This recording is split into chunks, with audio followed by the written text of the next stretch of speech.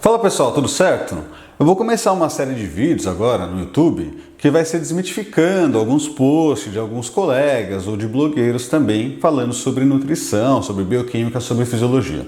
Então vamos lá, né? Esse post aqui eu sempre vou apagar o nome, tá? Das pessoas ou dos profissionais, né? Que realizaram o post, porque a ideia é falar do argumento, não do argumentador, ok? Então sempre se acostumem, né? A ver o nomezinho aqui apagado.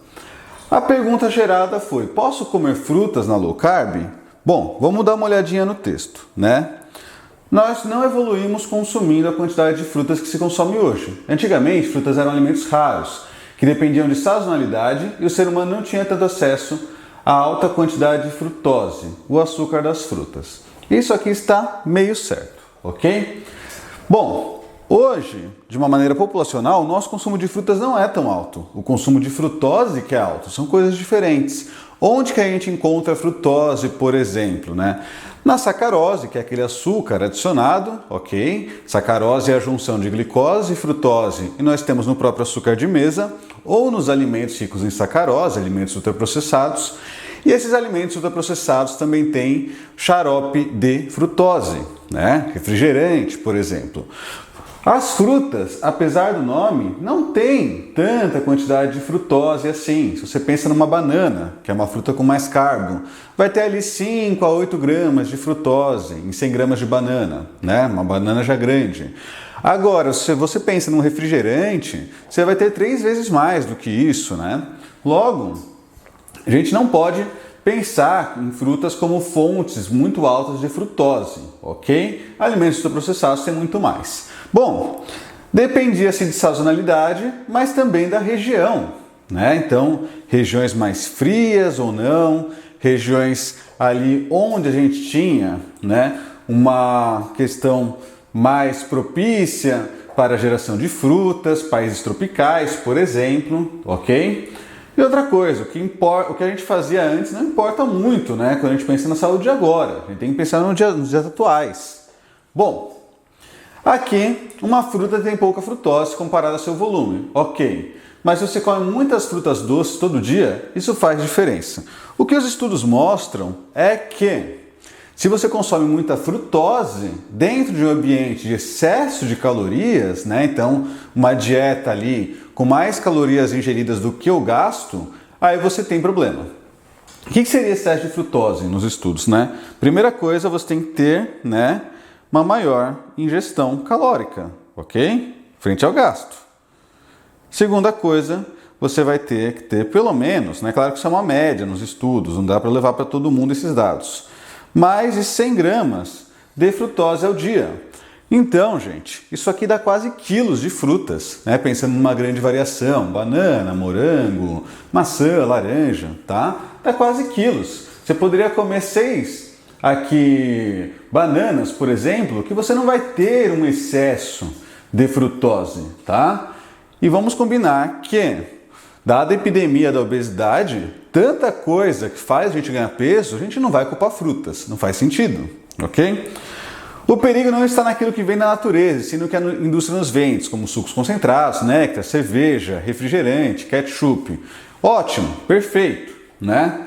É claro que se você faz uma dieta hipocalórica e você acrescenta um suco ou um refrigerante, né, de uma maneira ali com parcimônia, não excluindo frutas da dieta, o próprio fato da dieta ser hipocalórica já vai haver ali uma melhora no seu metabolismo, ok? Mas claro que a gente não negligencia a qualidade, mas temos que pensar também em flexibilidade para termos adesão do nosso paciente. Agora vamos à parte aqui mais problemática. Quem lida com esse açúcar da fruta são as bactérias do intestino delgado. O que sobra, o fígado metaboliza bem pouquinho, pois ele é o único capaz de metabolizar a frutose, já que o resto do corpo não faz isso bem. Isso aqui é um atentado bioquímico que foi falado aqui. Está completamente errado, tá? Primeira coisa, a frutose, ela é sim captada ali no intestino, ok? Até aí tudo bem, né? Via gluticin, um transportador. Mas, gente, ela consegue virar glicose, né? Ela sofre ação da frutoquinase, por exemplo.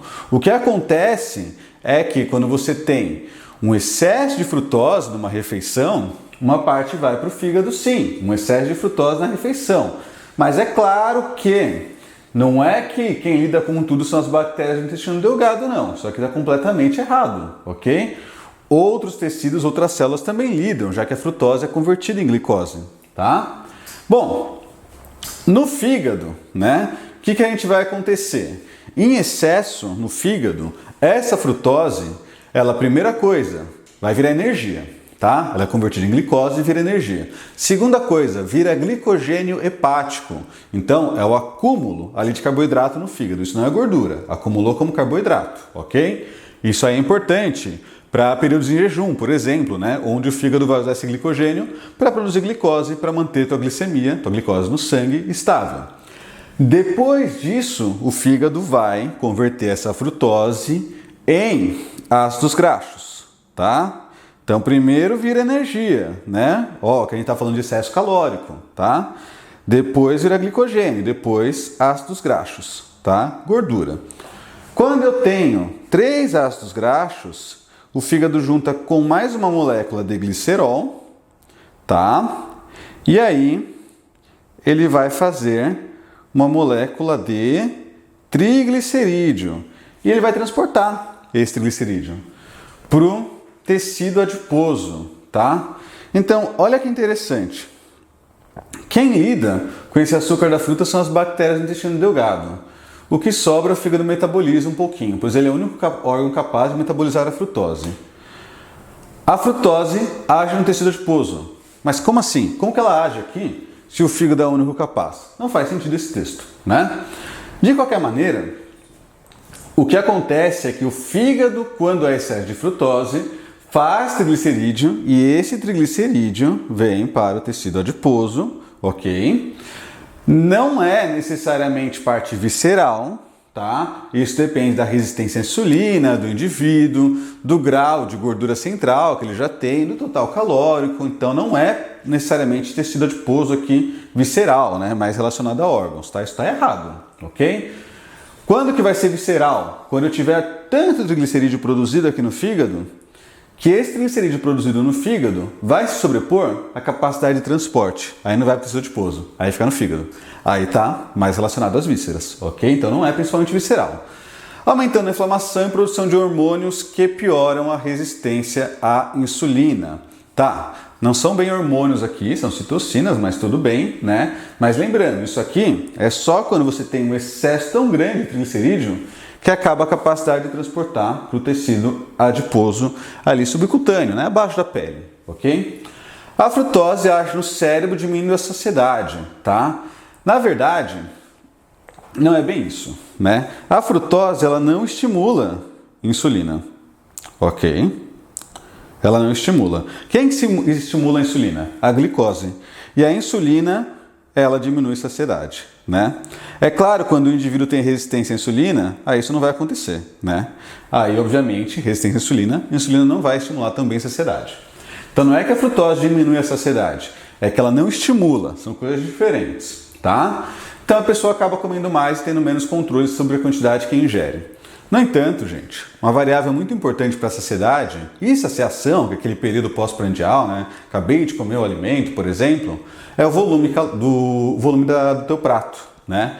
Então, se você faz uma refeição e coloca frutas, pode ser interessante. Você pega uma fruta com baixa caloria, um melão, uma melancia, por exemplo, porque vai ter um volume bem grande. E esse volume no teu intestino vai secretar moléculas que vão agir no teu cérebro, no teu hipotálamo, melhor dizendo, né?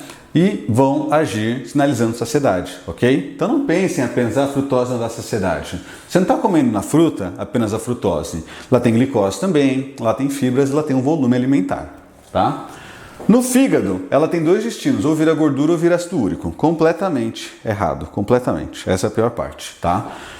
A frutose no fígado, ela entra no caminho da glicose, né, chamado glicólise, vira energia, vira glicogênio hepático, e aí quando há um excesso e o fígado não consegue transportar, isso é a longo prazo, e obviamente que não é por fruta você vai conseguir isso, né? Então, excesso de frutose dentro de um excesso calórico, não sei que você fique o dia inteiro comendo um monte de banana, né? Mais de 30 bananas por dia.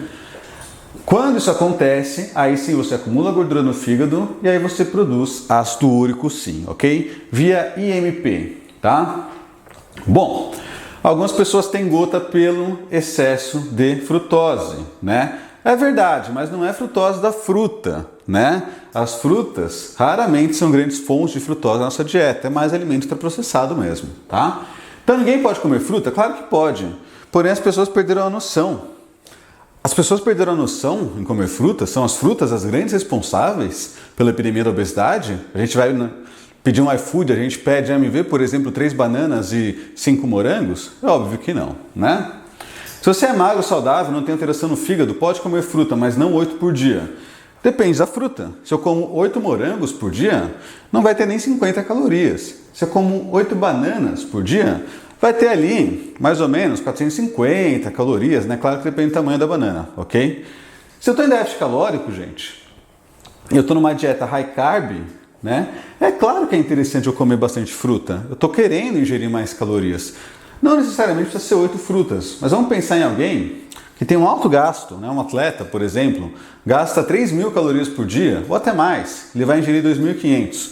Por que eu não vou deixar 500 calorias de fruta, né? Lembrando que 8 é uma medida muito ruim, porque depende da fruta, né? 8 melões são diferentes de 8 morangos, tem que pensar por porção, né? Enfim, aí sim vira um problema. Raramente a gente vê no dia a dia isso acontecer, né? Então, muito raro a gente vai ver alguém que está engordando porque come frutas demais. É claro que se a pessoa toma muito suco de fruta, que aí, claro, dá menos saciedade, né? Mais fácil de digestão. Se a pessoa usa ali muita fruta seca, né? Ou também vai fazer sobremesa com frutas, é claro que a gente tem um problema. Mas não é a fruta in natura e muito menos, né? Essa parte de não comer 8 por dia. Tudo depende. De resto, um grande atentado à bioquímica nesse texto, infelizmente, ok? Bom, é isso, gente. Espero que tenha ficado bem claro. Vejam também a última aula sobre frutose e seu metabolismo no fígado. Muito obrigado. Deixe seu comentário, sempre com educação também. Eu sempre deixo bem claro que pessoas que ofendem, que xingam, eu não perco tempo, eu já bloqueio o acesso, ok? Muito obrigado. Até o próximo vídeo.